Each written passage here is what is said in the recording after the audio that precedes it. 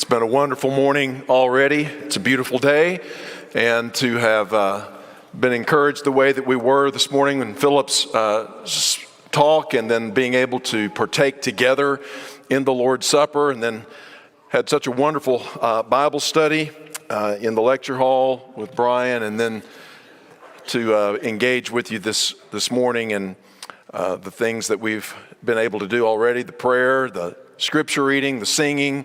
These are disciplines, I suppose you could say. They're regular occurrences. They're things that we do week after week after week.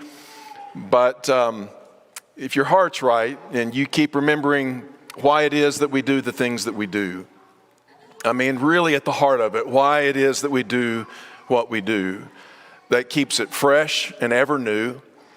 And I am just so grateful to get to be a part of this congregation and to be able to worship our Lord together and remember how great He is, what He's done for us, and what He has in store for us.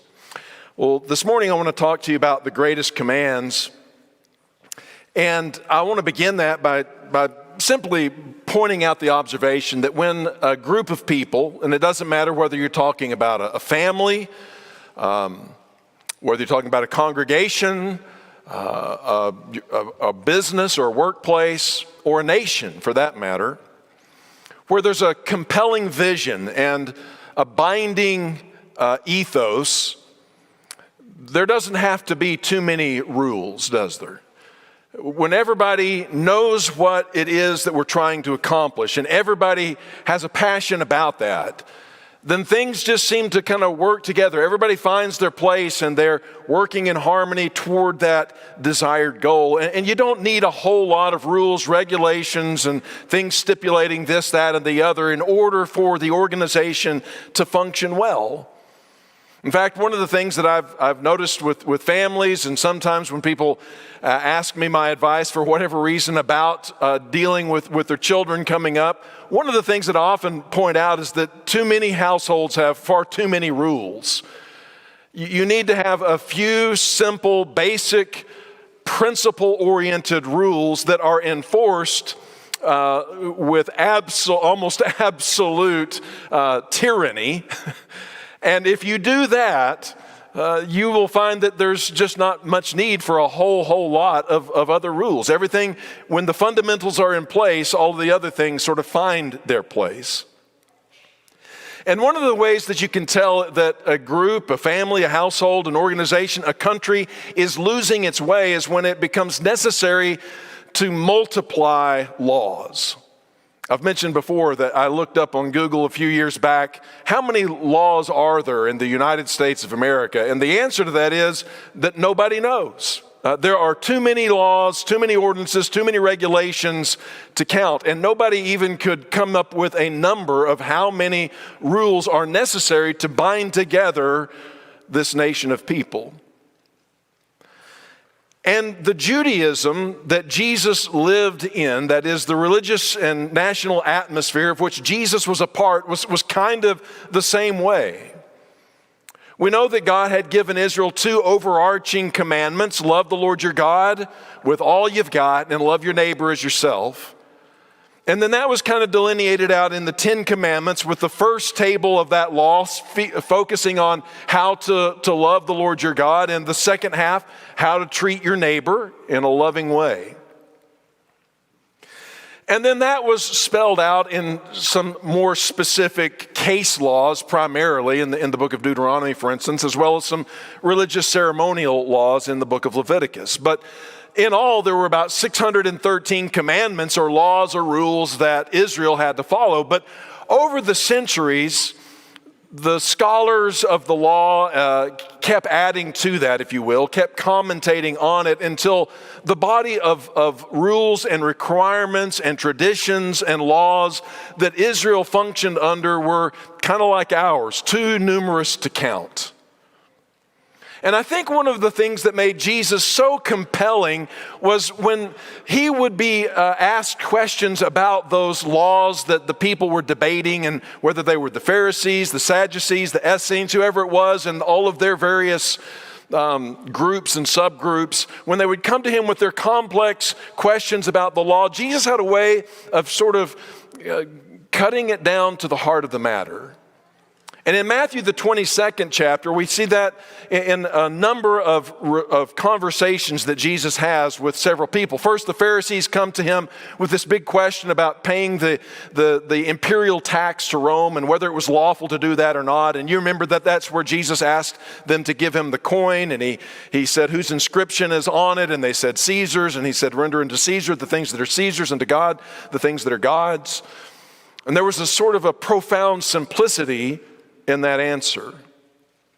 The Sadducees, who didn't believe that there was really much of anything after this life, that when you died, you were just sort of like Rover, you were dead all over, that there was no spirit world per se, but you just lived for the pleasure of God today, and when this life was over, it was over. And that's why they were called the Sadducees, because they were sad, you see. So, just never gets old.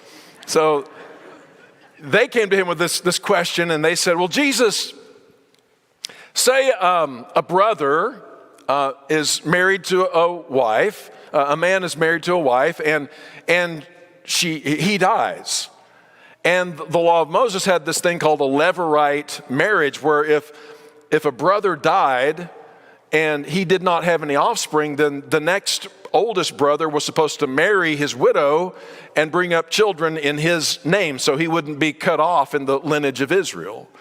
And so it both preserved that man's lineage, and it also provided protection for women in those days who, without having a husband, could very easily be in big trouble in that world. And so there was a lot of good about that law, though if you think about it today, you would be pretty much, if my husband died, I would have to marry who?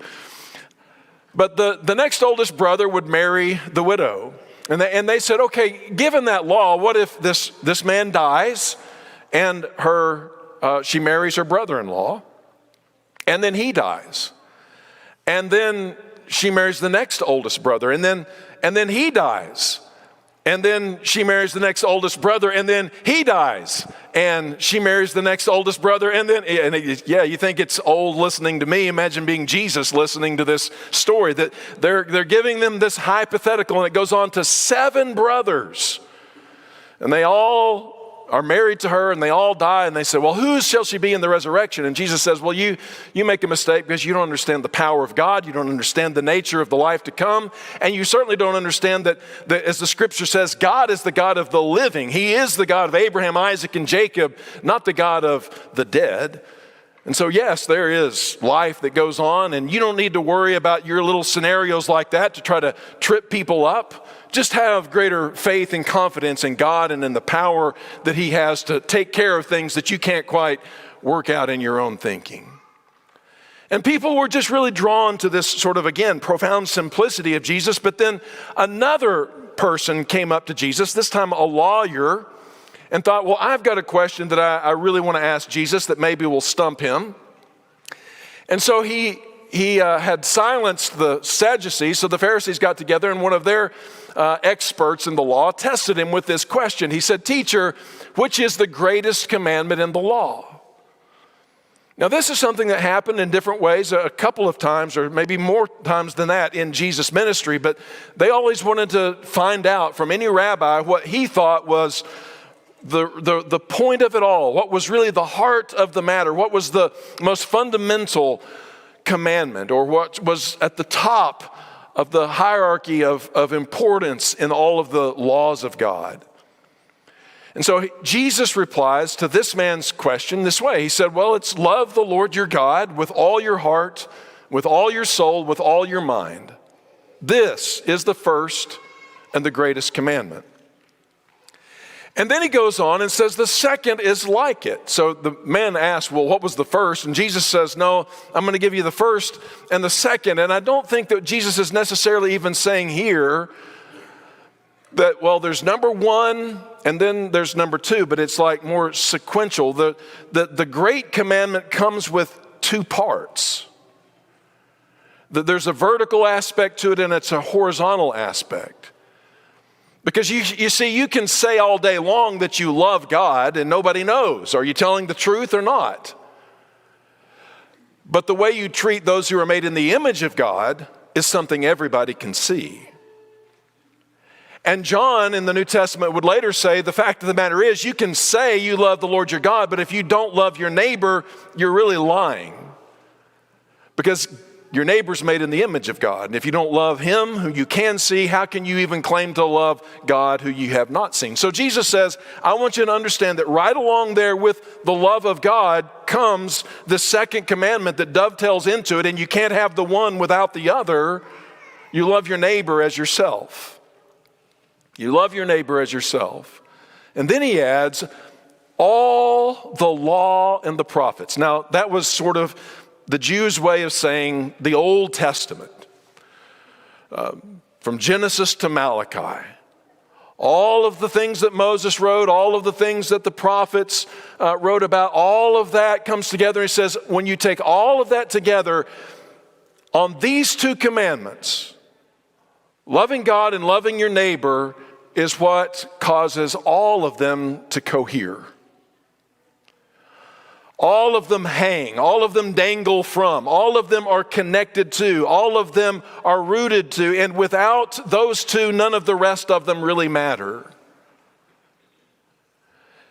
That's the fundamental point of the law.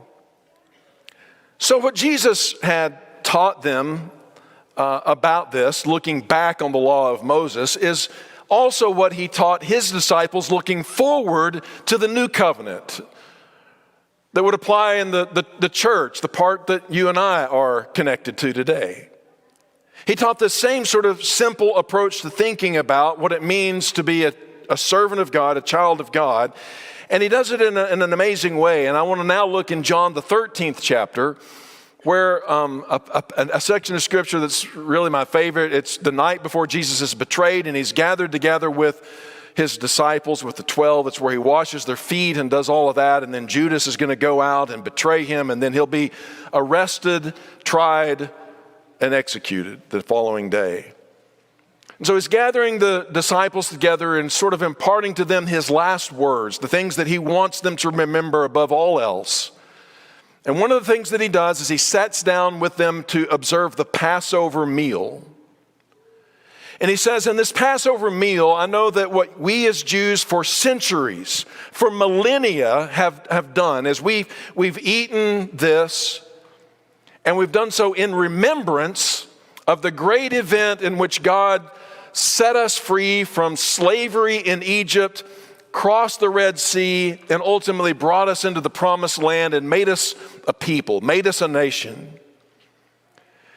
But he says, I want you to no longer think of this meal that way as the primary referent anymore.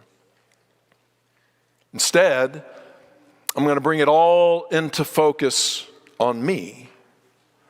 Now, if you're, that can kind of bounce off our heads today as, okay, whatever. But if you're a first century Jew and you're sitting down and somebody says, yeah, all that Passover stuff, all that Egypt stuff, all this meal, it really is all about me. You probably should get up and run out of the room. But they didn't, because they had already walked with Jesus for 3 years and knew that he needed to be listened to. And he said, I'm going to take all the complexity really of all of these festivals, not just the Passover, and I'm going to bring them down to a very simple and specific point.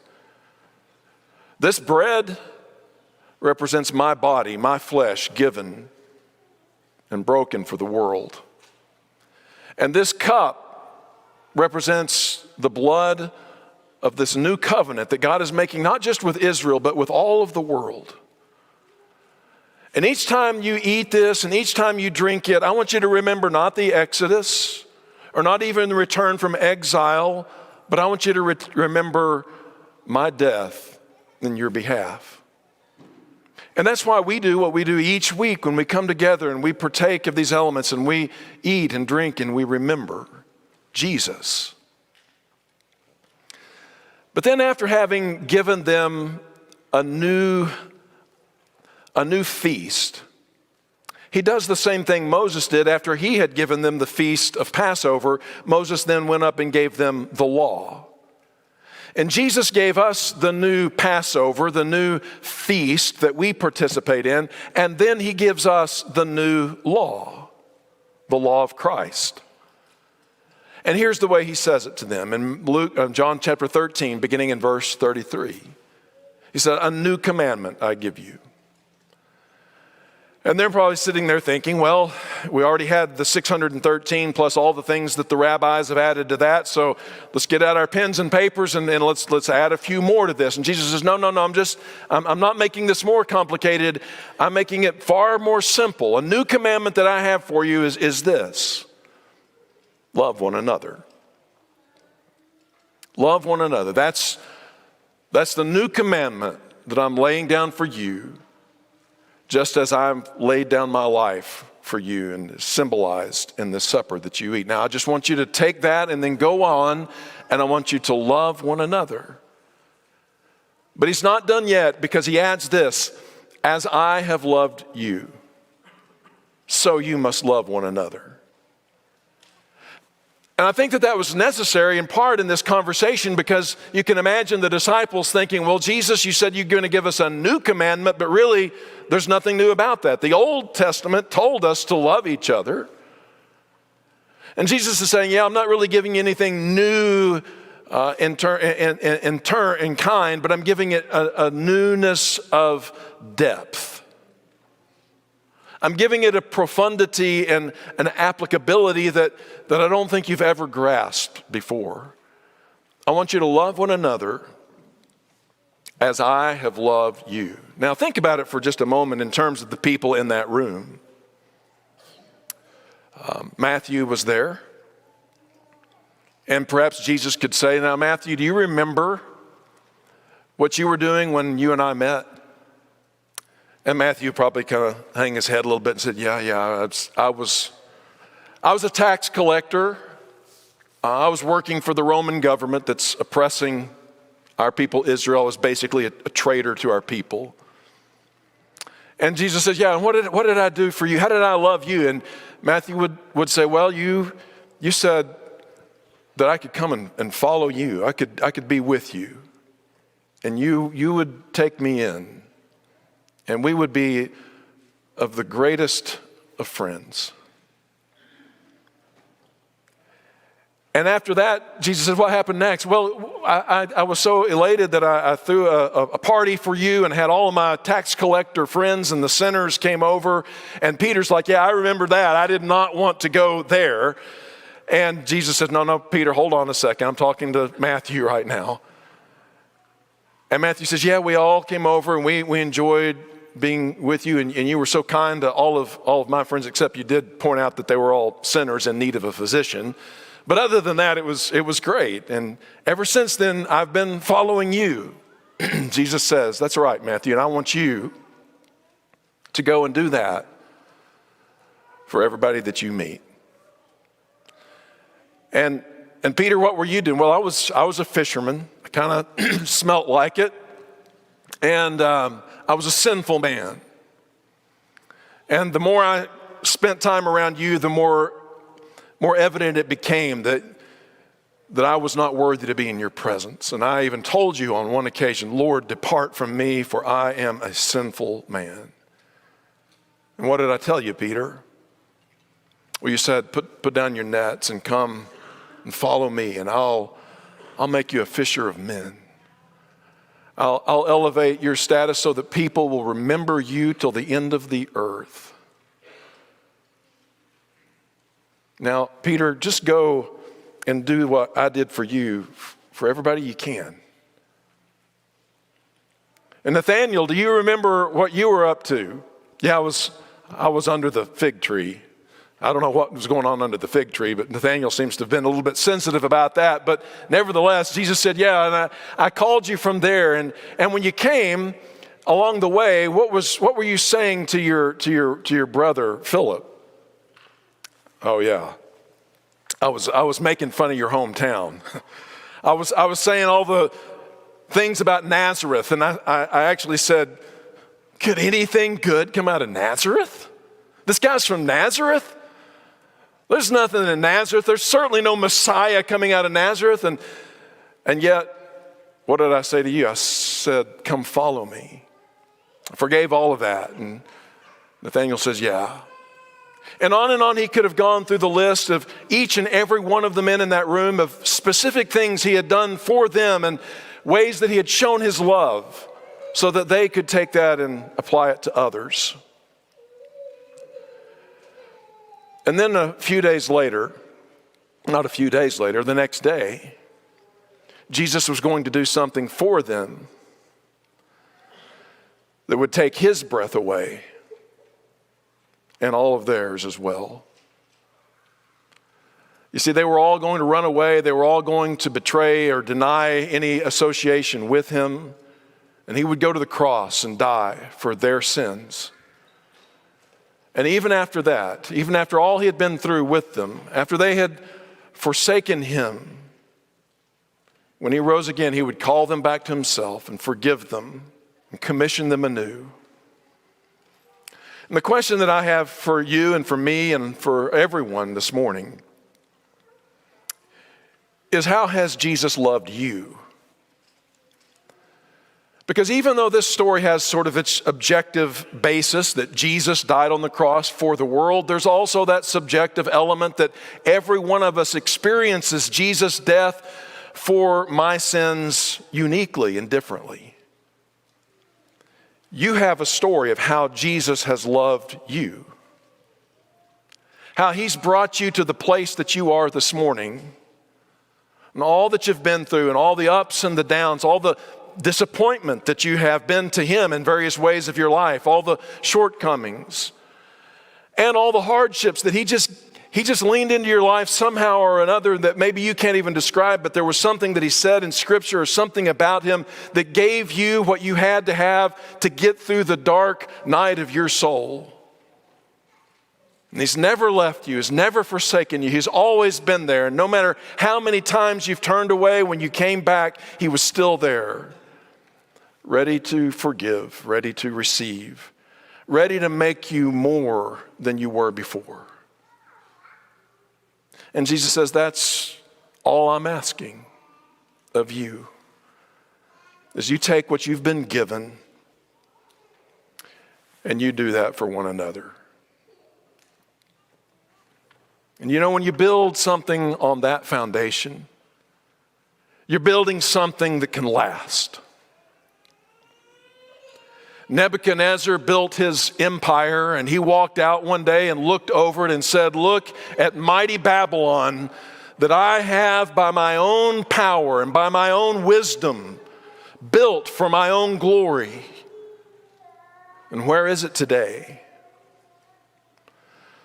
Jesus didn't want to reassemble a pile of rubble upon which to build another kingdom that would simply crack and fall on the fault lines of human pride.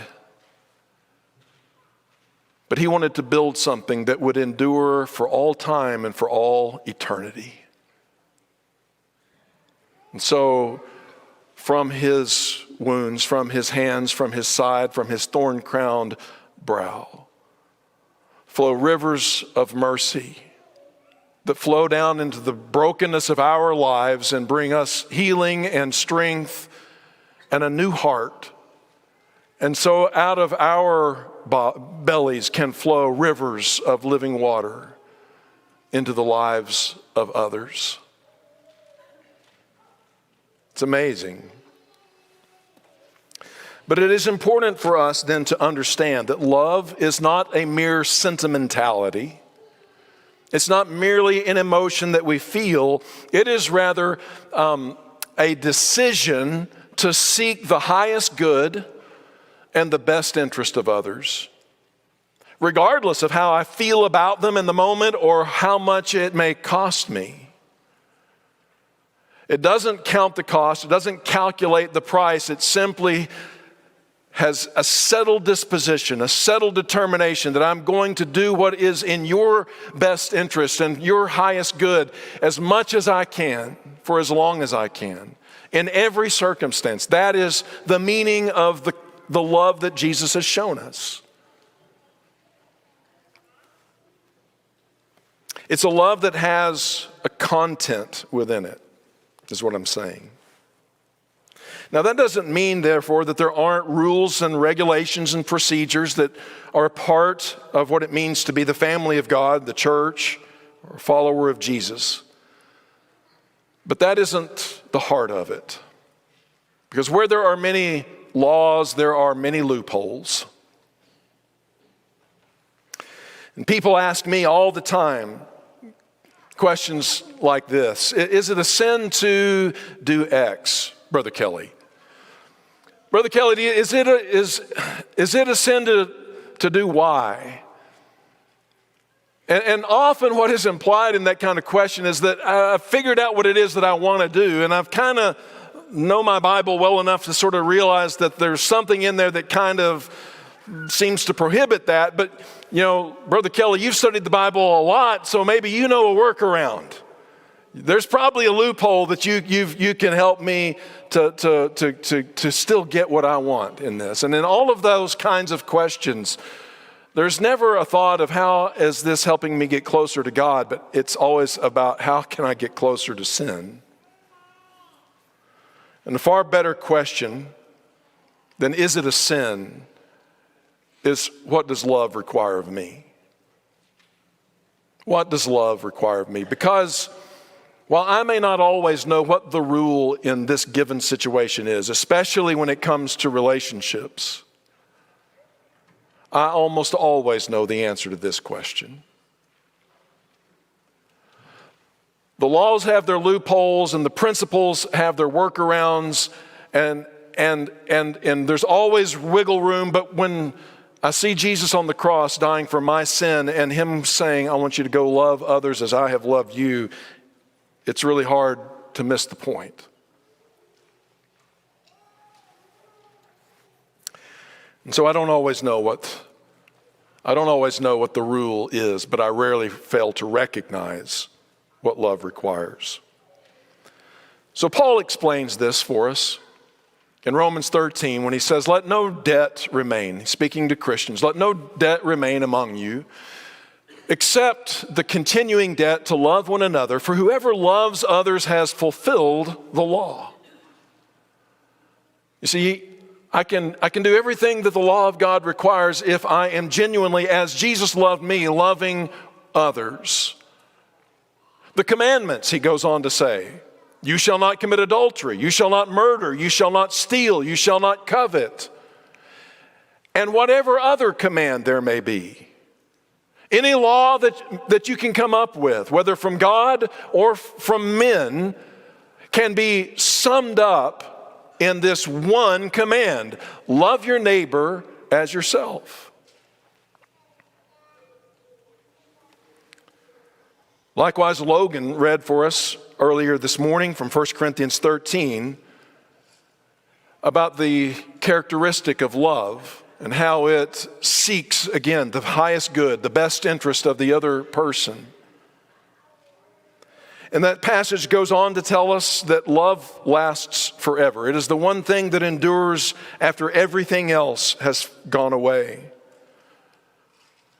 And every other motivation for you in the founding of your family and us as we try to build up this congregation, or as we try to figure out what it means going forward to be a nation even, all of those things will fade. All of those things will fail that are not built on the solid rock of loving others as Christ has loved us. And so that's the closing question, simply is, what are you building on? What are you building your life on? Your family on? And what are we building this church on? If it is not the love of Christ poured out for us and flowing through us to each other and to this world, then it will not last. It must of necessity fade.